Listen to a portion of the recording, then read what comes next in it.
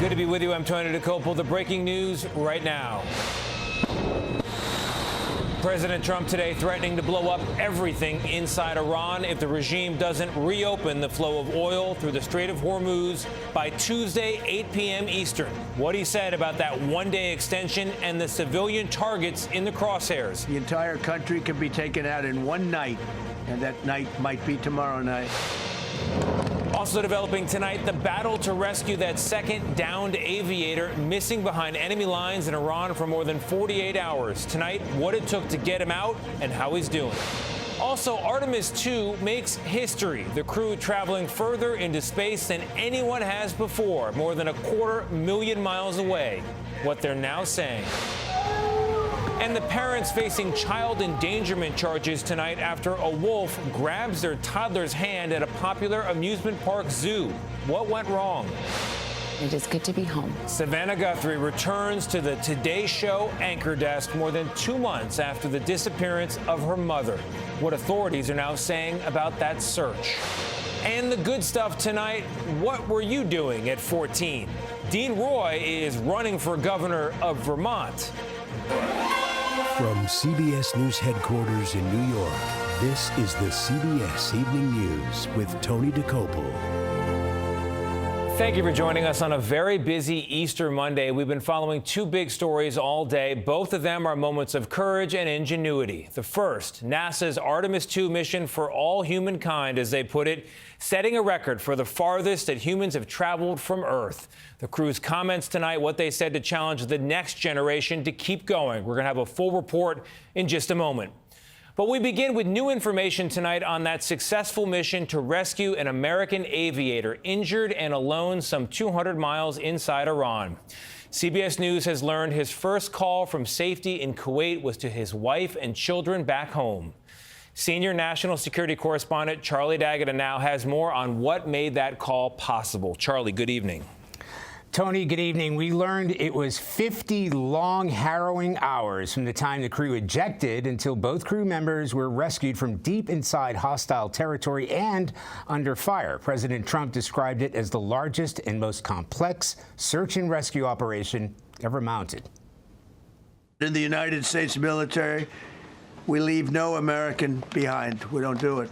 The first phase was risky enough, having identified the location of the pilot of the two-seater fighter jet. 21 planes were scrambled, including an A-10 Warthog, along with attack helicopters. They came under heavy fire, wounding the helicopter rescue crew, but the Warthog suffered critical damage, according to Chairman of the Joint Chiefs of Staff, Dan Kane. This pilot continued to fight, continued the mission, and then upon exit, flew his aircraft into another country and determined that the airplane was not landable. The pilot then made the decision to eject over friendly territory and was quickly and safely recovered and is doing fine. In the race to rescue the weapons systems officer, call sign Dude 44 Bravo, the U.S. military surged more than 150 combat aircraft. Some split up as decoys to throw the Iranians off track. We were bringing them all over, and a lot of it was subterfuge. We wanted to have them think he was in a different location. Wounded and bleeding profusely, he evaded Iranian troops and climbed a mountain to send an emergency signal. In the dead of night, hundreds of special operations forces flew in to rescue him, landing in a field and putting together small helicopters in less than 10 minutes. But the C-130s they used were too heavy to fly out, so they called in lighter aircraft to safely bring everyone home. General Kane also paid credit to the crew of the F-15 itself. Their grit and warfighting tenacity is a direct result of the absolute trust they have in our rescue forces. CIA Director John Ratcliffe said the agency used top-secret technology to find the second airman, which he described as hunting for a grain of sand in the middle of a desert. And, Tony, everyone injured in that second airman rescue are doing fine. That's good news. Charlie D'Agata putting it all together for us in London tonight. Charlie, thank you very much. The big question tonight, is the war winding down or is it escalating? Today, President Trump said he didn't know because it depends on whether the Iranians reopen that key shipping lane by his deadline tomorrow. Meanwhile, overnight, Iranian drones hit a U.S. base in Kuwait, injuring 15 Americans.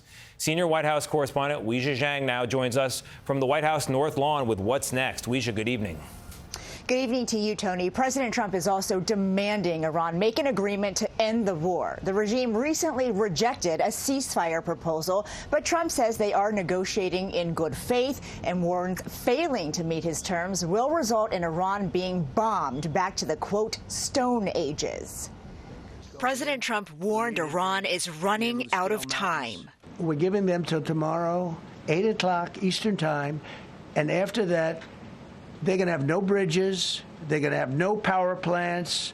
Trump defended the threat of attacking civilian infrastructure, claiming this about Iranians. They would be willing to suffer that in order to have freedom. The Iranians have, and we've had numerous intercepts. Please keep bombing. In an open letter, more than 100 international law experts argue bombing power plants amount to potential war crimes. Trump said he's not concerned about that possibility. No, I'm not. I hope I don't have to do it. But again, I just said 47 years they've been negotiating with these people. In a profane Easter morning social media post, Trump also had this message for Tehran. Open the expletive strait, you crazy bastards, or you'll be living in hell. Iran continues to block safe passage for many oil tankers in the Strait of Hormuz, driving up gas prices here at home. The national average now at $4.12 a gallon. In order for Iran to successfully meet your deadline tomorrow, do they have to make a deal, open the strait, or both? We have to have a deal that's acceptable to me. And part of that deal is going to be we want free traffic of oil. Today, President Trump also criticized NATO once again for refusing to help secure the Strait of Hormuz, a topic that will surely come up when the alliance's Secretary General comes to the White House to meet with Trump on Wednesday. Tony? Be another big day. Weijia, thank you very much.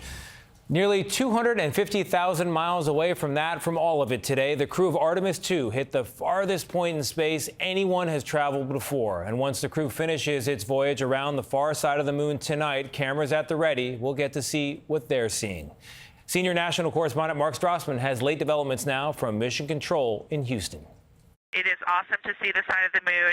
Artemis II is over the moon, Earth's first lunar visitors in more than a half century. The team and the Artemis II crew are ready to begin their lunar flyby. A lunar flyby passing within 4,000 miles of the moon's surface. It's just like we're a bunch of little kids up here. We cannot get enough of this. The crew earlier set a new long-distance space record, nearly 249,000 miles away from the rest of us.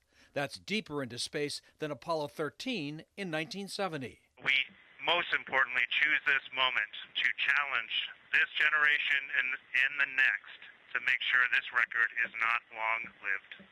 The crew also named 2 craters on the moon's far side, one poignantly for a pediatric nurse and mother of 2, Commander Reed Wiseman's late wife, Carol. She died of cancer in 2020. Canadian astronaut Jeremy Hansen's voice cracked, naming the crater. It's a bright spot on the moon, and we would like to call it Carol. Mission Control watched hushed. The crew hugged. Their lunar flyby curled around the moon's far side, about 20% of it illuminated.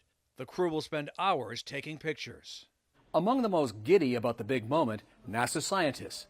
The crew will capture images of the moon's surface never seen before by human eyes. This room is going to be filled with a lot of very excited scientists. Kelsey Young's guiding the science for this moon mission. She told us what astronauts see could tell more than their photographs. For lunar geology, human eyes are a fairly sophisticated scientific instrument. Absolutely, especially when they're connected to those brilliant astronaut brains.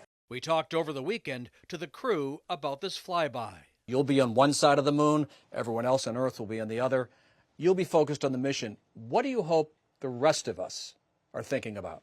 Gratitude that out of this huge universe, we get to live together on Earth, planet Earth. If you can just think about what it means to be together and what it means to be apart from your loved ones during that time and reflect on that, maybe we'll all come to a realization. Tony, on the far side of the moon, the crew lost line of sight with Earth and all radio communication. Radio silence for roughly 40 minutes. It bears repeating. 4 people on one side of the moon and the rest of us on the other.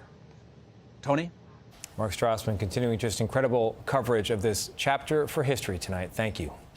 Data centers are used to store, train, and operate AI models. They are controversial as well because they gobble up power and water. But in Indianapolis overnight, the politics of data centers turned violent when someone shot up the home of a councilman who voiced his support for one. CBS News correspondent Chanel Call joins us with details. Tony, just days after voting in favor of building a new data center in Indianapolis, local council member Ron Gibson says he woke up to the sound of gunfire overnight. Gibson said 13 rounds were fired at his home while he and his 8-year-old son were asleep. Some of those bullets landing just steps from their dining room table where his son was playing with Legos the day before. When he stepped outside, he says he found this handwritten note reading "No data centers" under the doormat. There are real benefits tied to this development. Construction is expected to support roughly 300 jobs over a 3-year period. While some councilors argued the data center will bring revenue and jobs, there was pushback from residents over environmental and quality of life concerns. The vote to move forward passed 6-2. Indianapolis police are calling this an isolated and targeted incident, and police have yet to identify a suspect. And one group that protested that data center last week released a statement today saying in part, violence has no place in our community or in our advocacy. The FBI now assisting in the investigation. Tony? Chanel, thank you very much. Tonight, authorities are looking into a deadly house explosion in a St. Louis suburb. 3 people were killed when this home in Troy, Illinois, blew up and then burned Sunday night. First responders rescued one person with major injuries. Several others inside did manage to get out. The FBI and federal bomb experts are now investigating. Now to Pennsylvania, where a family trip to Hershey Park's Zoo America ended with a toddler grabbed by a gray wolf and the parents facing charges of endangerment. Investigative reporter Tom Hansen tells us what went wrong. A family outing at Hershey Park's Zoo America in Pennsylvania on Saturday turned into a frightening scene after a 17-month toddler wandered away from his parents and stuck his hand under the fence of a wolf enclosure. Zoo officials say one of 3 wolves in the enclosure grabbed the child's hand with its mouth. Quick-thinking bystanders pulled the child to safety. He suffered minor injuries. Police say the toddler squeezed through a small opening in a perimeter fence and crawled into the restricted section near the wolf exhibit. Investigators allege that the child's parents were distracted by their cell phones and sat on a nearby bench about 30 feet away from the wolf enclosure. The parents are now each facing 1 count of endangering the welfare of a child. In a statement, Zoo America says our habitats are designed with multiple layers of protection, adding guests are expected to remain within designated areas and closely supervise children at all times. Parents are not off the hook when it comes to closely monitoring their children in spaces of this nature. It's a misdemeanor. They're looking at the potential for up to 5 years in prison and a $10,000 fine. No, keep going. Last year, a young boy was caught on video at the same park walking on a monorail track 20 feet above the ground. The ride was not in service that day, and luckily, the child was uninjured. And Tony, we went inside the park earlier this afternoon. Things seem to be getting back to normal with all 3 wolves on display for people to see, Tony. All right, Tom, thank you very much. Still ahead on the broadcast, Savannah Guthrie is back in the anchor chair. What she had to say to viewers this morning. And a fiery motorcycle crash caught on home surveillance video. What happened to the rider?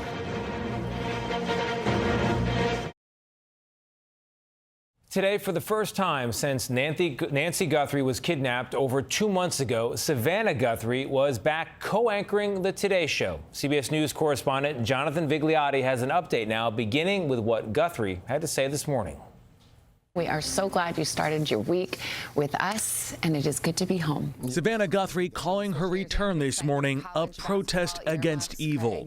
We feel your prayers, so thank you so much.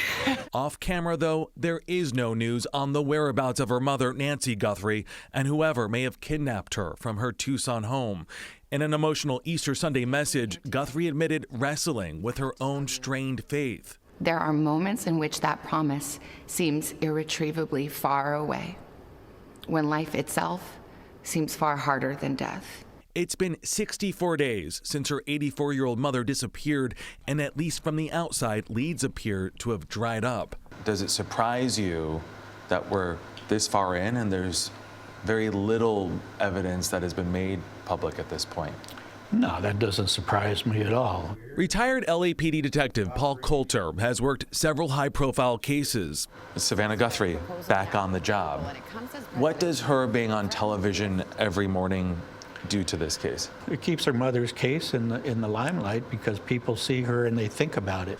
Law enforcement officials tell CBS News that investigators are pressing forward, continuing to analyze DNA material and reviewing video from surveillance cameras.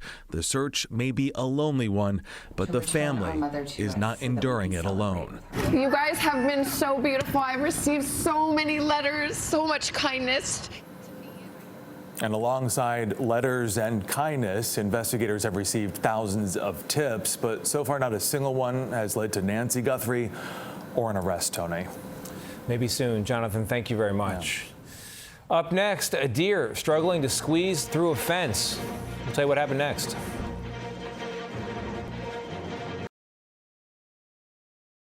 A man in San Antonio, Texas, noticed a commotion across the street from his house, checked the doorbell camera, and saw this.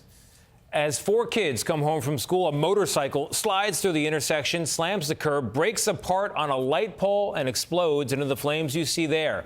And if you watch again, you can see the rider also slides through and also catches fire before running and rolling on the grass nearby. Amazingly, the kids are okay. The rider also expected to make a full recovery.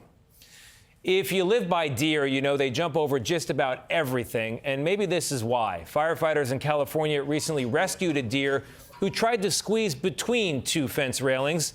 The deer, like so many of us, underestimating the size of its own caboose. But first responders cut it free, and the deer went on to jump another day. 2.5 million people were watching over the weekend when bald eagles Jackie and Shadow welcomed 2 chicks to their nest in California's Big Bear Valley. One eaglet hatched on live stream Saturday, the other followed Sunday, while its sibling got its first feeding. No names yet. We're trusting local 3rd graders to vote on a list of choices. Still ahead, the good stuff. Meet the 14-year-old who would like his entire state to call him governor.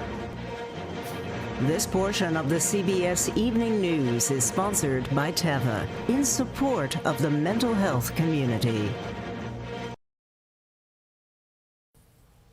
We're back with the good stuff tonight. Between now and the midterms, you're going to hear a lot about our broken politics, and what I'm about to tell you is not a cure, but maybe it's a start. Meet Dean Roy, 14 years old, works part-time at his parents' pizza shop, and is also busy running for governor of Vermont. This campaign isn't about me. It's about securing Vermont's future as a state where all of us can afford to live in. That was his launch last summer. He launched with his best friend, Charlie Bass. Here's Charlie there. He's the running mate on the ticket as well. And because Vermont has no minimum age for governor, this is really happening. After filing the paperwork this winter, Roy will officially be on the ballot in Vermont for governor this fall. He's not running as a Democrat, not running as a Republican, not even running as an adult. He says he's running as a third-party candidate who is tired of politics as usual. What do you hope Americans take away from your candidacy? That the youth have a voice. If my campaign manages to successfully influence other young people to also run and also try to make a change, then I think that would be one of the best things that could happen after this campaign. People are noticing. The current governor applauds Roy, he says, in general, but through a spokesperson questioned his fitness for the job, citing a lack of experience. Ouch. Welcome to politics, Roy. It sounds like you're already getting their attention.